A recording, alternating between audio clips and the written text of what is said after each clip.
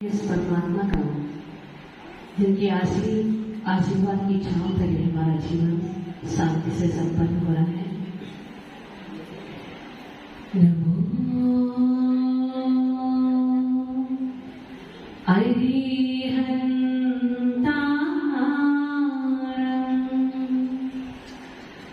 नमो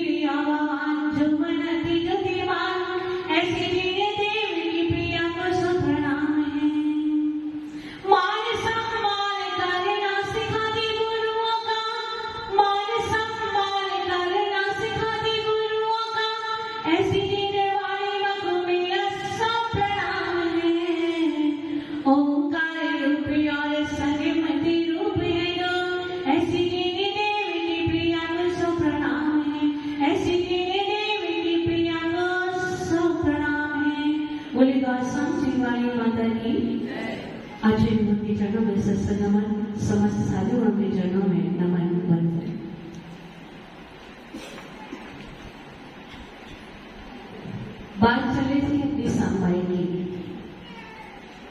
किसी भी कार्य के संपन्न होने में 5 समवाय चाहिए।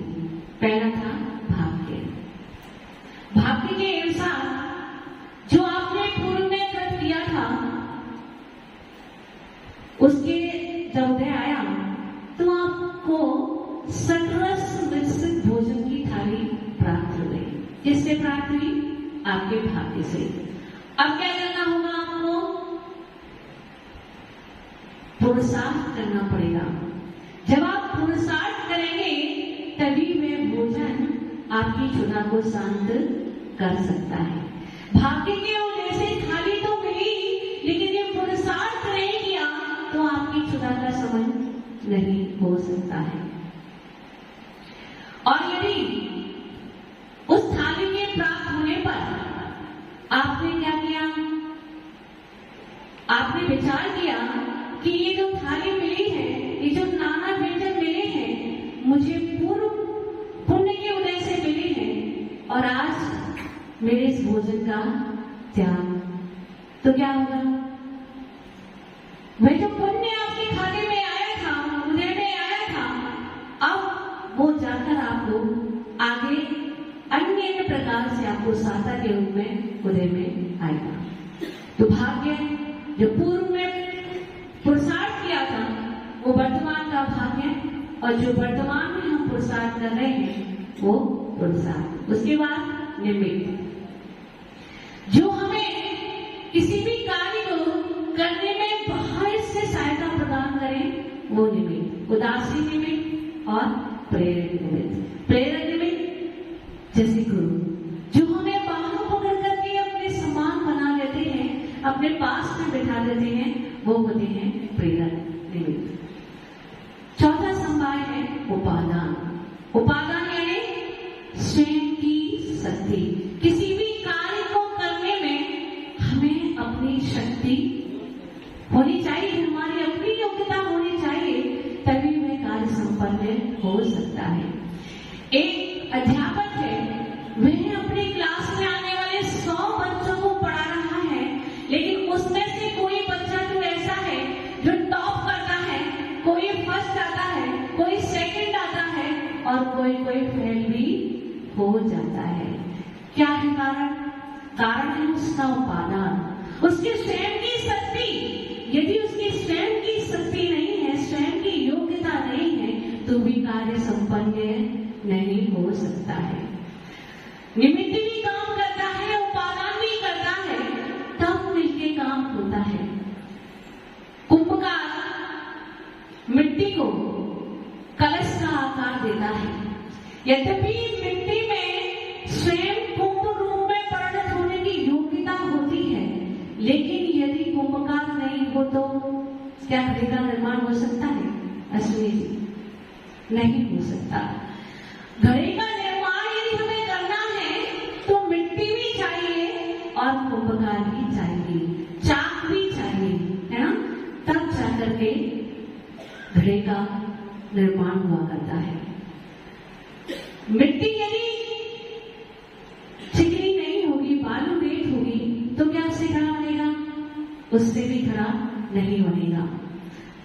और कुंभकार नहीं होगा तो भी घड़ा नहीं बनेगा। तो निमित्त अपना काम करता है और उपादान अपना काम किया करता है। यद्यपि जो केवली भगवान होते हैं, उनमें लोक के अंतिम शिखर तक जाने की योग्यता होती है, अलोकाकाश में जाने की योग्यता हुआ करती है, लेकिन धर्म कर्म का अभाव होता है तो वो आगे नहीं जा सकती, लोकाकाश तक सीमित रह जाती है। निमित्त भी अपना काम करता है और उपादान भी अपना काम करता है। तो यदि निमित्त है और उपादान भी है, तब हमारा कार्य पूर्ण रूप से हो सकता है। आगे है काल लब्धि। पांचवा क्या? काल लब्धि। जिस समय जो काम हो जाए वही काल लब्धि है। नीचे निगोद में अनंतानंत ऐसे जीव हैं जो आज तक निगोद से निकले नहीं हैं और आगे भी नहीं निकलेंगे। हम सब कहते हैं कि आपसे यदि गुरु मंदिर कहते हैं कि व्रत ले लो, संयम ले लो, है ना? तो आप क्या कहते हो? अभी हमारी काल लब्धि नहीं आएगी। जब काल लब्धि आ जाएगी तो हम व्रत को धारण कर लेंगे, लेकिन ऐसा नहीं होता। काल लब्धि तो वही है जिस समय आपका काम हो जाए वही काल लब्धि है।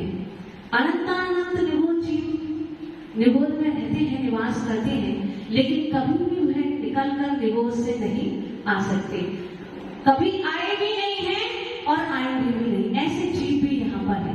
और हमने क्या किया है? हमने पुरुषार्थ किया और पंचेंद्रिय बने, पर्याप्त बने, संगी बने, निरोगी काया पाई, देव शास्त्र गुरु का सानिध्य पाया, देव शास्त्र गुरु का समागम पाया, गुरुदेव की देशना सुनने को भी हमें प्राप्त हो रही है। गुरुदेव हमें जगा रहे हैं, नित्य प्रति हमें संबोधन दे रहे हैं, लेकिन फिर भी क्या हो रहा है? हमारी उपादान शक्ति जागृत नहीं हो रही है। जो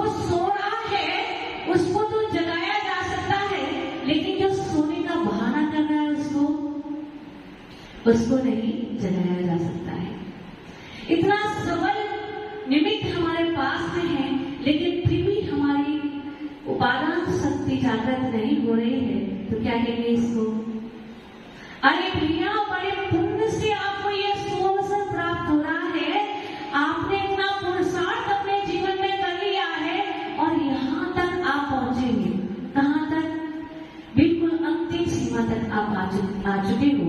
आपने सब कुछ प्राप्त कर लिया है ना? और यहाँ आकर भी यदि अपना पुरुषार्थ जागृत नहीं किया, उपादान जागृत नहीं किया, पुरुषार्थ नहीं किया, तो क्या हुआ? ये जो शरीर आपको प्राप्त हुआ है, पंचेंद्रिय शरीर की जो प्राप्ति हुई है आपको, या आप जो निगोस निकल के बाहर आए हो, कितना समय मिला है आपको? 2000 साल का। 2000 साल का। यदि इतने समय में आपने अपने जीवन का उद्धार नहीं किया, अपने शुभ परिणामों को नहीं बनाया और अपना उद्धार नहीं किया, अपने बारे में नहीं सोचा, तो क्या होगा? Back to pavilion. फिर आपको निगोन में जाना पड़ेगा, जहां पर आपको एकमात्र स्पर्शन इंद्रिय मिलेगी। आप वहां पर अनंत काल समय तक कैसे गुजर जाएगा, कुछ पता भी नहीं चलेगा, है ना? तो क्या करना है? क्या करना है? क्या करना है? अरे भैया, इतना अच्छा अवसर आपको प्राप्त हो रहा है, तो क्या करो? अपने उपादान को जागृत कर लो। यदि ये अवसर खो गया तो फिर से मिलने वाला नहीं है। आज आपका पुण्य है, आज आपका भाग्य उदय है और आप पुरुषार्थ भी कर सकते हो, सब कुछ आपके योग्य मिला है, फिर भी यदि आपने कुछ भी नहीं किया तो क्या होगा? फिर से आपको उस अंधेर कोठरी में जाना पड़ेगा, जहां से निकलना इतना आसान नहीं है। वहां से जीव कैसे निकलते हैं? जैसे अपन पॉपकॉर्न खिलाते ना, वैसे ही निकलकर कोई जीव वहां से निकलकर बाहर आता है। इतना पुरुषार्थ किया हमने और वो सब बेकार चला जाएगा यदि आपने अपना उपादान जागृत नहीं किया। तो अवसर मिला है, गुरुदेव का सानिध्य मिला है, तत्वों का नित्य रसास्वादन कर रहे हो और फिर भी यदि ऐसे भूल करो तो क्या कहेंगे, है ना? अनंत काल को बिता लिए यूं ही और अनंत काल भी हमारे ऐसे बीत जाएंगे, है ना? तो समय आया है, सुअवसर है, जुर्माने का रसास्वादन कर रहे हैं, विचार करें हमें क्या करना है और क्या नहीं करना है। देखो कितने जीव संसार में है, 1 इंद्रिय, 2 इंद्रिय, 3 इंद्रिय, 4 इंद्रिय और असंगीय पंचेंद्रिय। किसी के पास भी मन नहीं है, मन नहीं है तो हित और अहित का ज्ञान भी नहीं है। क्या हमें करना चाहिए और हमें क्या नहीं करना चाहिए, ऐसा विचार करने की हमारी सामर्थ्य नहीं है। कितने जीव हैं जिनको मन मिला है ना? अनंत जीवों में से कितने जीव हैं जिनको मन मिला है, और इस मन को पाकर भी हमने उसका तत्वों का चिंतन अभ्यास नहीं किया, तो क्या हुआ? क्या हुआ? हमारा जीवन ऐसे ही बीत रहा है और आगे भी ऐसा बीत जाएगा। तो समय है, उसका सदुपयोग करें और अपने उपादान को जागृत करें। बोले परम व्याख्यान में श्री सुंदर सानिध्य गुरुदेव की